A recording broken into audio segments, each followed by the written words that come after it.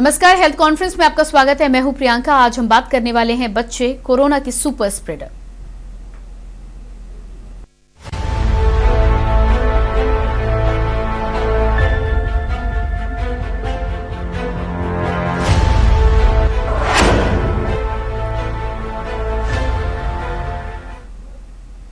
देश में कोरोना के मामले तेजी से बढ़ रहे हैं। हालांकि राहत की बात यह है कि अभी तक संक्रमण के ज्यादातर मामलों में गंभीरता नहीं देखी जा रही। कोरोना का हल्का संक्रमण और कम लक्षणों के चलते बहुत कम लोग हैं जिन्हें अस्पताल में भर्ती करना पड़ रहा है। लेकिन इस बार कोरोना का नया वेरिएंट ओमिक्रॉन काफी संक्रामक है। ऐसे में वैक्सीनेशन से वंचित रहे बच्चों को संक्रमण होने का खतरा लगातार मंडरा रहा है। इसी पर हम बातचीत करेंगे, लेकिन इससे पहले आपको दिखाते एक रिपोर्ट।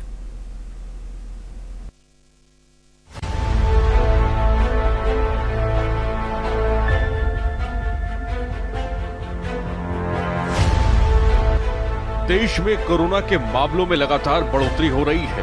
कोरोना का हल्का संक्रमण और कम लक्षणों के चलते बहुत कम लोग हैं जिन्हें अस्पताल में भर्ती करना पड़ रहा है। लेकिन इस बार कोरोना का नया वेरिएंट ओमिक्रॉन काफी संक्रामक है। ऐसे में न केवल बड़ों को बल्कि अभी तक कोरोना वैक्सीनेशन से वंचित रहे बच्चों को भी संक्रमण होने का खतरा बहुत ज्यादा है। बच्चों को लेकर बनारस हिंदू यूनिवर्सिटी के इंस्टीट्यूट ऑफ मेडिकल साइंसेज स्थित मॉलिक्यूलर बायोलॉजी यूनिट के head virologist professor doctor Sunit Kumar Singh कहते हैं कि बच्चों के सुपर स्प्रेडर बनने से तात्पर्य यह है कि इस बीमारी से वही लोग ज्यादा मरे हैं जिनकी उम्र ज्यादा थी। कोरोना की वजह से बुजुर्गों का मोर्टेलिटी रेट कहीं ज्यादा रहा है। ऐसे में जो युवा वर्ग था या जो बच्चे थे, उनमें देखा गया कि उन्हें कोरोना का इन्फेक्शन तो हुआ, लेकिन इस दौरान उनमें लक्षण सामने नहीं आए और न ही वे मॉडरेट या सीवियर स्थिति में पहुंचे। लेकिन वायरस उनके अंदर मौजूद था। वे वायरस की शेडिंग काफी ज्यादा कर रहे थे और लोगों को संक्रमित कर रहे थे। ये बड़ी वजह है कि कोरोना से बच्चों में संक्रमण होने का डर है, बल्कि बच्चों के द्वारा संक्रमण फैलाने का भी खतरा ज्यादा है। बच्चे आज कम लक्षणों वाले इस रोग। तो आइए आपको सीधे लिए चलते हैं उत्तराखंड, जहां पर दिवंगत सीडीएस रावत के भाई बीजेपी ज्वाइन करने के लिए पहुंचे हैं। आज कहीं न कहीं उनके निधन के बाद एक खालीपन सा हमेशा महसूस होता था, और आज जब हमारे बीच में हमारी पार्टी में कर्नल विजय रावत जी शामिल हो रहे हैं, तो निश्चित रूप से उनके विचारों को आगे बढ़ाने के लिए काम करेंगे। भारतीय जनता पार्टी हमेशा सैनिकों का सम्मान भारतीय जनता पार्टी ने किया है, करती है और सिर्फ भाजपा करेगी। तो निश्चित रूप से आपके आने से हमारी पार्टी मजबूत होगी। आप राष्ट्रवादी विचारधारा से प्रभावित होकर, हमारे देश के यशस्वी प्रधानमंत्री नरेंद्र मोदी जी से प्रभावित होकर आज आपने भाजपा की सदस्यता ग्रहण की है। आपका जन्म 4 जुलाई 1962 को देहरादून में हुआ था। एनडीए में आपने 1981 में पास आउट हुए थे। इंजीनियरिंग करने के बाद सेना की ईएमई में शामिल हुए। सेना में आपने कई जगह काम किया है, सिक्किम, कश्मीर, राजस्थान और कई जगह भारत की सीमाओं पर भी आपने काम किया है। सेना में 34 साल सेवा करने के बाद आप सेवानिवृत्त हुए हैं। परिवार की परंपरा को निभाते हुए आपका बेटा जहां पर CDS general Bipin Rawat Gorkha rifle में जहां कैप्टन के पद से जहां से उन्होंने अपनी सेवा शुरू की थी, आज उसी पद पर आपका बेटा भी काम कर रहा है। आपकी 3 पीढ़ियां सेना में रही हैं। तीनों पीढ़ियों का आप भी रहे हैं, आपसे पहले आपके पिताश्री रहे हैं, अब आपके बेटे भी हैं। तीनों पीढ़ियों ने सेना के लिए काम किया है। इस अवसर पर आज मैं आपका बहुत स्वागत करता हूं और मैं निश्चित रूप से बहुत शुभकामनाएं देता हूं कि आपके आने से हमारी पार्टी, जो हमेशा सैनिकों का सम्मान करती है और हमेशा सैनिकों का सम्मान किया है, देश के अंदर 1 रैंक और 1 पेंशन लागू करने का काम किसी ने किया है, तो हमारे देश के यशस्वी प्रधानमंत्री नरेंद्र मोदी जी के कार्यकाल में हुआ है। जो लंबे समय से और भी सेना के लिए जो काम हुए हैं वो लगातार हमारी पार्टी ने किया है, हमारी केंद्र की सरकार, मोदी जी की सरकार ने किया है। मैं पुनः एक बार आपका बहुत स्वागत करता हूं। इस अवसर पर हमारे मध्य आदरणीय दुष्यंत गौतम जी जो हमारे राष्ट्रीय महामंत्री हैं, राज्यसभा के सांसद हैं, हमारे प्रदेश के प्रभारी हैं, हमारे प्रदेश के यशस्वी अध्यक्ष आदरणीय मदन कौशिक जी हैं, हमारे नेशनल मीडिया के पूरे प्रभारी और राज्यसभा के सांसद हमारे नेता आदरणीय अनिल जी, हमारे संजय भाई, सभी का मैं धन्यवाद करता हूं और आप सभी मित्रों का भी बहुत बहुत धन्यवाद करता हूं। मेरा कर्नल साहब से तो आग्रह है। दिवंगत सीडीएस बिपिन रावत के भाई विजय रावत ने आज बीजेपी ज्वाइन कर ली है। मुख्यमंत्री पुष्कर सिंह धामी ने उनका स्वागत किया और ये आप तस्वीरें देख पा रहे हैं।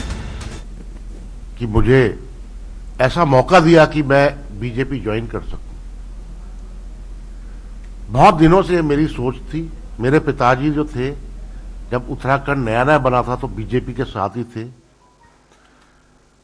फौज से रिटायर हुए थे वो, उसके बाद वो बीजेपी के साथ ही रहे थे। अब मुझे अवसर मिला है रिटायरमेंट के बाद कि मैं बीजेपी के साथ, और इसलिए क्योंकि जो अभी जो हमारे माननीय प्रधानमंत्री जी हैं, उनका जो विजन है, उनका जो सोच है, उनका जो ख्याल है, बहुत ही अद्भुत है, बहुत आगे तक बढ़ा हुआ है। कई लोग सोच भी नहीं सकते होंगे। वो उनकी जो थिंकिंग है, उनका जो विचार है, वो आउट ऑफ द बॉक्स होता है। और सारी उनकी नीति, सब कुछ जो उनका कार्य है, केवल इस देश को आगे लाने के लिए किया जाता है। वही एक चीज है जो बहुत बड़ा प्रोत्साहन देती है हमें बीजेपी को ज्वाइन करने में। साथ में मैं माननीय उत्तराखंड चीफ मिनिस्टर साहब का भी धन्यवाद देता हूं।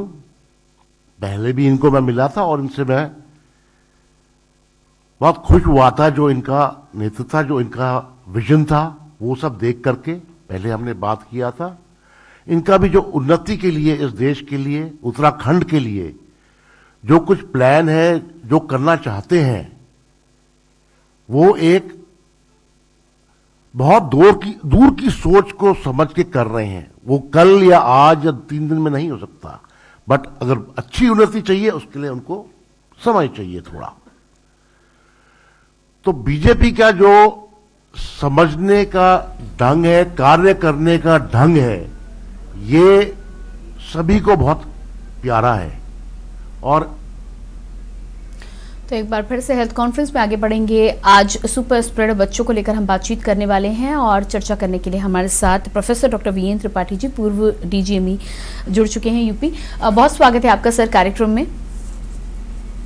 डॉक्टर वीएन त्रिपाठी जी, मेरा सवाल ये है कि सुपर स्प्रेडर बच्चों की आज हम बातचीत कर रहे हैं। 12 से 15 साल के बच्चों के लिए भी अब वैक्सीनेशन मार्च से शुरू हो सकता है, लेकिन फिलहाल की यदि स्थिति देखी जाए तो जिस तरह से माना जा रहा है कि कई राज्यों में पीक की स्थिति होने के बाद अब यूपी के कई शहरों में, लखनऊ, कानपुर, इस तरह के कई शहरों में हम बातचीत करें या छोटे छोटे राज्यों में बातचीत करें तो पीक आ सकता है। ऐसे में बच्चों को लेकर क्या स्थिति है, आपके माध्यम से जानना चाहेंगे। जी, मैं चूंकि एक शिशु रोग विशेषज्ञ भी हूं, बच्चों का डॉक्टर हूं, और मैं कोरोना की वैक्सीन के क्लिनिकल ट्रायल से भी जुड़ा रहा हूं, तो मैं कह सकता हूं कि हम थोड़ा सा लेट हो गए हैं। हमें बहुत पहले ही ये 12 से 15 ग्रुप जो है, इसका हम कोरोना वैक्सीन का, कोवैक्सीन का ट्रायल कर चुके हैं। अपनी भारतीय वैक्सीन थी, भारत बायोटेक इंटरनेशनल लिमिटेड की, कानपुर एक बहुत महत्वपूर्ण सेंटर था ट्रायल का जी। और शायद मैं नहीं कह सकता अंदर की क्या बात है भारत सरकार के लेवल पे या हमारी जो टेक्निकल कमेटी है। मेरा अपना व्यक्तिगत मत है कि हमें ये पहले शुरू कर देना चाहिए था। जैसे कि ये हमने पहले से 15 से 18 किया, 18 से ऊपर वालों का किया। जब ट्रायल हुए 6 माह हो चुके हैं, इसकी रिपोर्ट हमने आईसीएमआर सबको दे दी थी। आईसीएमआर, गवर्नमेंट ऑफ इंडिया और drug controller general of India ने इनको हरी झंडी दे दी थी। तो मुझे समझ में नहीं आता है कि क्या इसमें लॉजिस्टिक समस्या है, क्या सप्लाई अवेलेबिलिटी की समस्या है, लेकिन हम थोड़ा सा लेट हो गए हैं। और जैसा कि आपने कहा प्रियंका जी कि पीक आ रहा है, हफ्ते 10 दिन के अंदर पीक आएगा, बच्चे इससे सफर कर रहे हैं। इसके अलावा बच्चे सफर होने के साथ साथ they are the super spreaders. जी। हम देख रहे हैं हर बच्चा आ रहा, बुखार जुकाम सर्दी आ रहा है और पेरेंट्स उसका कोरोना टेस्ट नहीं कराते हैं, तब तक वो दर्जन भर परिवार और आसपास के लोगों को इन्फेक्ट कर चुका है प्रियंका जी। तो कहने का तात्पर्य है कि दे हैव ऑलरेडी स्प्रेड। और जो समाज में देखिए 2-2, 3-3 बार हो रहा, मैं आपको बताता हूं, कानपुर में नाम नहीं लूंगा, अखबारों में आया है, हमारे एक बहुत सीनियर कैबिनेट मिनिस्टर हैं, पता लगा वो दूसरी या तीसरी बार इन्फेक्ट हुए जी। छोटी। हमारे कई डॉक्टर 2-2, 3-3 बार हो रहे हैं, जीएसपीएम कानपुर के और के। तो कहने का तात्पर्य है कि अब तो ये बिल्कुल कम्युनिटी स्प्रेड में पहुंच गया है और ऐसा लगता है कि ट्रेसिंग इज वेरी डिफिकल्ट। ठीक है, अभी माइल्ड है, लेकिन जो हमारा एक कोमॉर्बिड ग्रुप है, सीनियर सिटीजन है, गर्भवती महिलाएं हैं, बीमार बच्चे हैं या और भी किसी बीमारी से जो पीड़ित लोग हैं, उनके लिए खतरा ये हो सकता है। ओमिक्रॉन ऐसा नहीं है कि बिल्कुल कुछ भी नहीं होगा और हो गया। जी डॉक्टर वीरेंद्र त्रिपाठी जी, जिस तरह से आप कह रहे हैं कि पीक आने वाला है, हम सभी जानते हैं कि आगे आने वाले किसी भी दिन में, अगले हफ्ते या 10 दिनों में कभी भी पीक आ सकता है। वैक्सीनेशन नहीं हुआ है, ऐसे में आप क्या सलाह देना चाहेंगे? क्या बच्चों को घर में अभी रखना, बंद रखना कुछ दिनों के लिए फायदेमंद साबित हो सकता है? जी बिल्कुल बिल्कुल, मैं तो बहुत पहले कह रहा था कि इनकी ऑफलाइन क्लासेस, जो क्लासवासी जो एजुकेशन क्लासेस थी, बिल्कुल बंद कर देनी चाहिए। सरकार ने अब बंद कर दी हैं। नंबर 1 ऑनलाइन क्लासेस होने चाहिए, इनको घर में बिल्कुल अंदर रखिए जब तक इनका टीकाकरण ना हो जाए। बहुत ही संभाल के रहें, क्योंकि बड़ों को टीकाकरण हो गया है।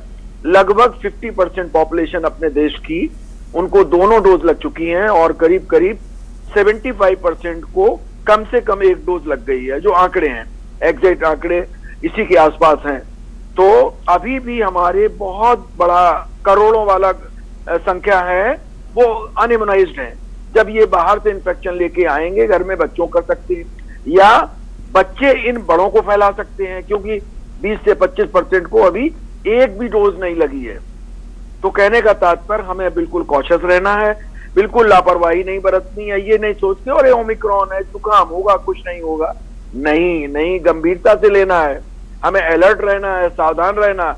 अगर लक्षण होते हैं गले में खराश के साथ, बुखार के साथ, जुकाम, उसको टेस्ट कराएं, आइसोलेट कराएं, N95 मास्क कराएं और अपने डॉक्टर के टच में रहें। और जितनी जल्दी हो सके अपने बच्चों को 15 से 18 में जो ग्रुप में किशोरों को लग रहा है उसको लगवाएं। इससे कोई खतरा नहीं है, बहुत सुरक्षित है। मैं खुद ट्रायल कानपुर में कर चुका हूं, देश के जो 6 सेंटर थे उनमें कानपुर था। ये बिल्कुल सुरक्षित है। जी बिल्कुल। डॉक्टर वीरेंद्र त्रिपाठी जी, बच्चों की यदि हम लक्षण की बात करें, 5 साल के ऊपर के जो बच्चे हैं, उनके लक्षणों में जैसे माना गया है कि लक्षण बहुत ज्यादा संक्रामक उनमें दिखाई नहीं देते हैं, वो कौन से लक्षण हैं बच्चों में जिन्हें हम मान सकते हैं कि ये कोविड है और उसके बाद टेस्ट कराना चाहिए? बच्चे को बुखार, सर्दी, जुकाम, लूज मोशंस होना, सिर दर्द होना और बच्चे को सांस लेने में दिक्कत, ये लक्षण हो सकती है। इसके अलावा आमतौर पे तो केवल ये सर्दी, जुकाम, फ्लू की तरह लक्षण होते हैं। और अगर ये लक्षण हैं तो इस बच्चे को आइसोलेट करिए। 5 साल से बड़ा बच्चा है तो N95 मास्क पहनाइए और इसकी कोविड-19 का RT-PCR का टेस्ट करवाइए। अगर पॉजिटिव है तो 5 से 7 दिन तक इसको आइसोलेट करना होगा, डॉक्टर की राय से अनुसार चलना होगा। खुद डॉक्टर ना बने, ना अपने स्वयं मेडिकल स्टोर से खरीद के दवा खरीदें।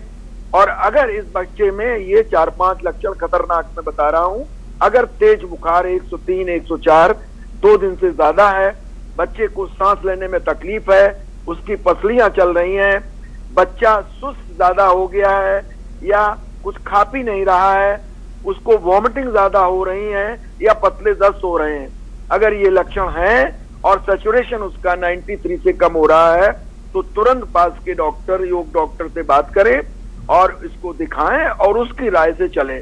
अगर वो भर्ती के लिए कहता है तो भर्ती कराएं और नहीं तो वो उसकी बताई हुई दवाओं का बच्चे को दें, हल्के में न लें। मैं फिर एक बार पुनः अपने दर्शकों से कहता हूं कि न्यूज के कि ठीक है, ये जो हमारा ओमिक्रॉन है ये ज्यादातर में हल्का है, लेकिन जो अनइम्यूनाइज्ड हैं या छोटे बच्चे हैं, कुपोषित बच्चे हैं या उनको और कोई बीमारी है तो इनमें ये खतरनाक हो सकता है। अतः सावधानी पूरी बरतें, अलर्ट रहें जी पैनिक बिल्कुल ना करें। डॉक्टर लेकिन वीरेंद्र सावधान त्रिपाठी रहें, जी। अलर्ट। जी डॉक्टर वीरेंद्र त्रिपाठी जी, जो लक्षण आपने बताए हैं ये तमाम लक्षण के अलावा, क्योंकि मौसम हम सभी जानते हैं कि बहुत ड्रास्टिक तरीके से बदल रहा है, ऐसे में यदि साधारण जुकाम है, बच्चों को साधारण जुकाम है, बुखार नहीं है, तो उसको कैसे पहचानें? क्योंकि इस तरह के लक्षणों को जानने के बाद अक्सर पेरेंट्स खुद घबरा जाते हैं और उन्हें इस बात में फर्क करना बहुत मुश्किल हो जाता है। जी बिल्कुल, आपने सही कहा कि ये बहुत क्लिनिकली ऊपर से बहुत मुश्किल है। जो बच्चों में शुरुआती लक्षण जो होते हैं, अगर बुखार तेज नहीं है तो ये बड़ा मुश्किल है, और बच्चे ये बता भी नहीं पाएंगे कि गले में उनके खराश है कि नहीं। अक्सर अगर बच्चा समझदार अगर बता रहा है अगर गले में खराश है, साधारण जुकाम फ्लू में गले में खराश नहीं होती है, बच्चे को सिरदर्द नहीं होता है, बच्चे के मांसपेशियों में दर्द ज्यादा नहीं होता है, और बुखार 2-3 दिन तक 102, 103, 104 लगातार नहीं रहता है। तो नॉर्मल फ्लू में उतरता चढ़ता रहता है। जब बुखार डाउन होता है तो बच्चा खेलने लगता है। अगर बुखार नॉर्मल होने से बच्चा खेलने लगे, बच्चा बीच में खाए पिए, जब बुखार हो तो थोड़ा सुस्त लगे, तो समझो ये साधारण फ्लू है। लेकिन बच्चा बराबर बुखार कंटिन्यूअस आ रहा है, बच्चा सुस्त हो रहा है, बच्चा खा पी नहीं रहा है, कुछ गले में तकलीफ कहता है, सांस लेने में दिक्कत है, सैचुरेशन डाउन हो रहा, तो अलर्ट हो जाइए, ये कोविड हो सकता है, कोविड का इन्फेक्शन, और उसके हिसाब से अपने डॉक्टर से कांटेक्ट करें और उसकी राय से ही इसके बच्चे की देखभाल करें। जी बिल्कुल, आप बने रहिएगा हमारे साथ। एक छोटे से ब्रेक के लिए हम यहाँ पर रुक रहे हैं। तो हेल्थ कॉन्फ्रेंस में लगातार आज हम चर्चा कर रहे हैं बच्चे के रूप में जिस तरह से सुपर स्प्रेडर हमारे बीच है, वैक्सीनेशन अभी तक हुआ नहीं है, ऐसे में कैसे अपना बचाव कर सकते हैं और कैसे बच्चों का बचाव किया जा सकता है, इसी पर हम बातचीत कर रहे हैं। लेकिन फिलहाल रुकते एक छोटे से ब्रेक के लिए, देखते रहिए के न्यूज।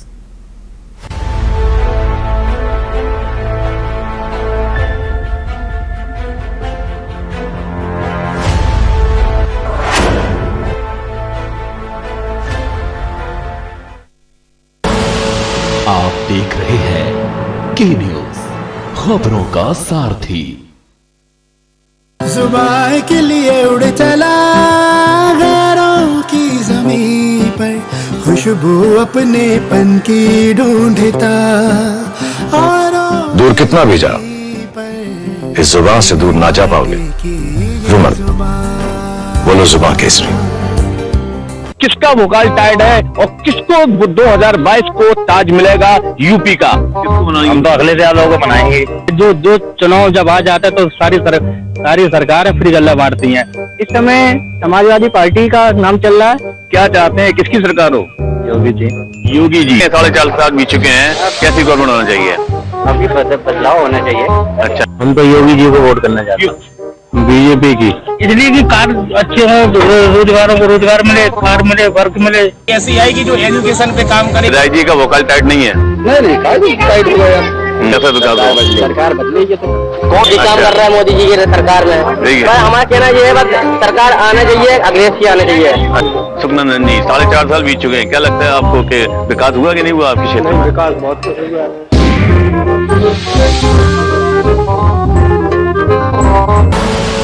आप देख रहे हैं के न्यूज, खबरों का सारथी।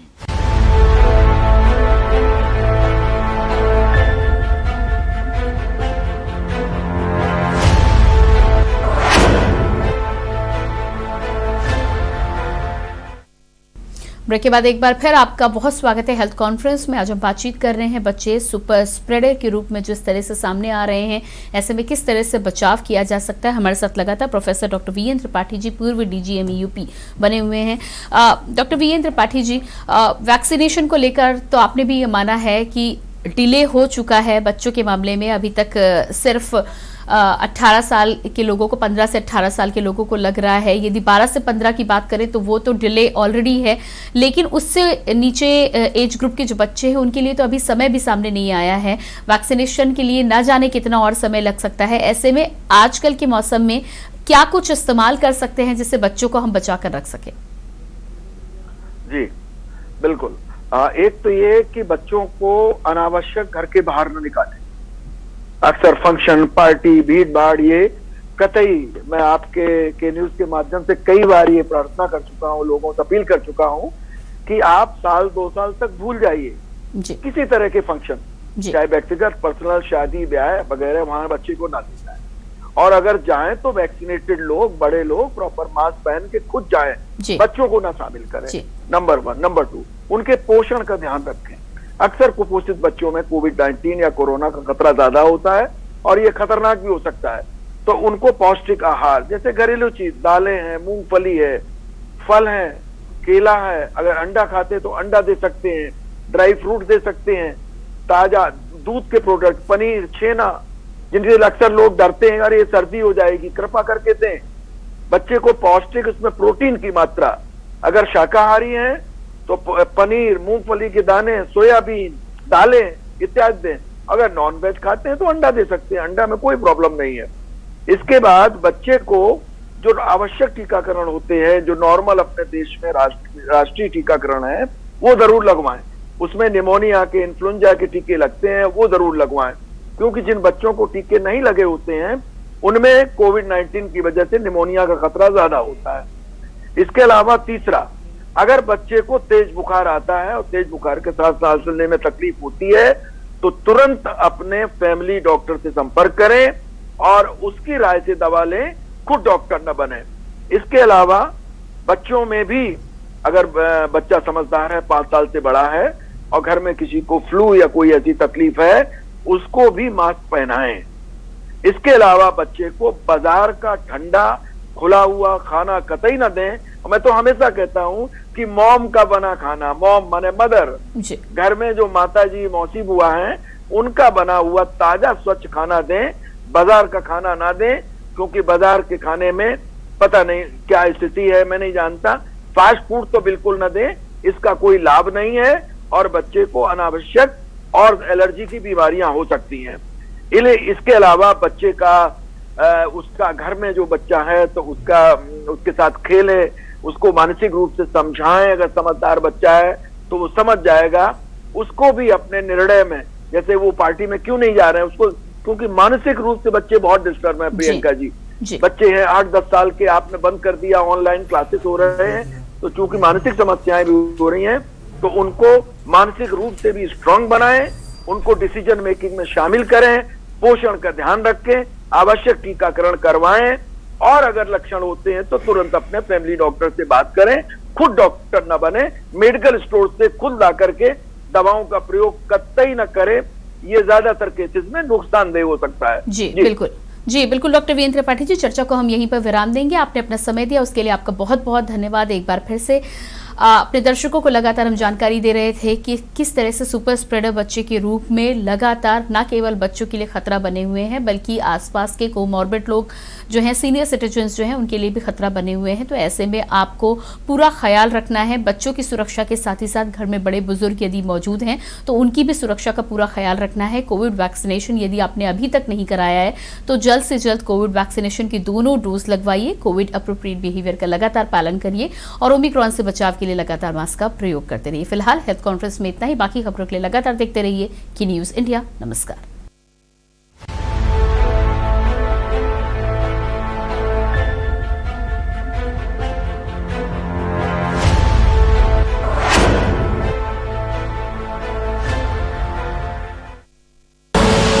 आप देख रहे हैं की न्यूज, खबरों का